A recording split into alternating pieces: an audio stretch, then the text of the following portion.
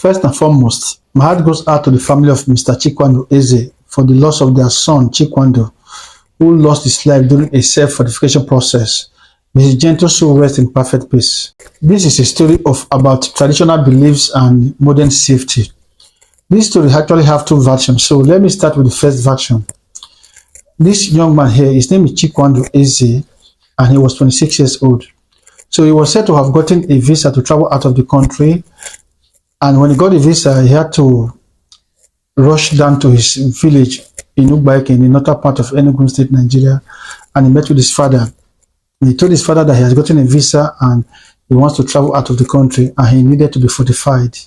So at this point, it wasn't quite clear who actually brought the idea of fortification. But at the end of it, the father took him to a native doctor that agreed to perform the rituals. So the native doctor told him that for the ritual to be successful, they will need to bury him for an hour 30 minutes. So the Chikwado and his father agreed to this arrangement. So the native doctor got some people to dig the ground and brought a coffin, which they put Chikwado in the coffin and buried him alive. According to them, after about 1 hour 30 minutes, they returned back to the spot and dig the coffin out, and to their greatest surprise, they met Chikwado lifeless. He's already dead. So they had to try all they could to revive him, but they could not. So they had to rush him to the nearest hospital. So immediately they got there, it was confirmed that he was already dead on arrival. So the second version of this story is actually coming from his friends and business associate from Cameroon. They said Chikwado was a businessman that was doing his business in Cameroon, and he was doing extremely well. But for some time now, the business has been going down, so he had to travel down to his village to seek traditional blessings. Maybe that could help boost his business. So he didn't apply for any visa, much of getting a visa to travel out of the country. But for me, getting a visa or not getting a visa, that is not the issue presently. He was involved in some kind of ritual that claimed his life. May his gentle soul rest in perfect peace once more.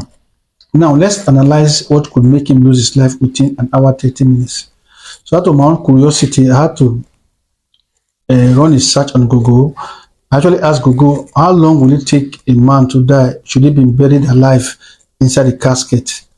Google actually told me that inside a casket, it's usually about 820 liters of air in there, and 1/5 of that air is the oxygen in there. So if this person is actually breathing normally, it could take up to 5 hours or a little bit more. But if this person is being panicked or frightened, that will make him consume much oxygen. So with that, it might not last up to 2 hours. So if that is the case, we don't know for now. And we still feel that maybe he was buried and they forgot him there.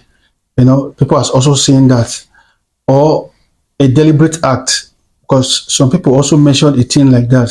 So we don't actually know the actual cause of his death apart from being buried alive. Okay, now I believe that there are so many factors surrounding what could make him lose his life for within that an hour 30 minutes. Anyway, the police have arrested the native doctor and the man, that's the father. At least they're in police custody now for questioning and for more interrogations.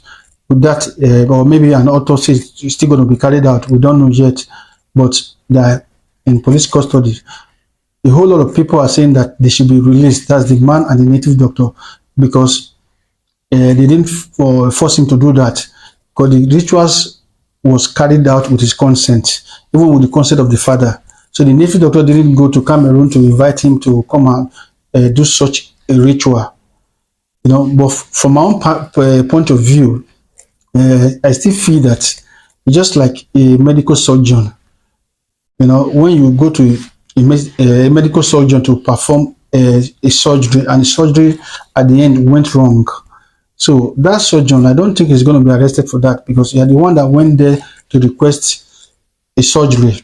Despite this story being a very sad one, I still commend, or rather applaud, this courage for using himself to do a thing like this. He didn't go to use somebody else's daughter or somebody else's son or even his girlfriend like we used to see every now and then. So I'll use this opportunity to tell guys out there that if ritual is a thing that you must do, and the ritual you want to do involves somebody's life or life in general, you can actually use your own self, like this guy had just done now.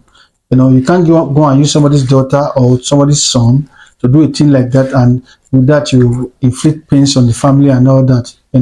So that's why I commend his effort. Not that I'm advising anybody about rituals or any kind of ritual, but I'm just saying that once it involves life, use your own life.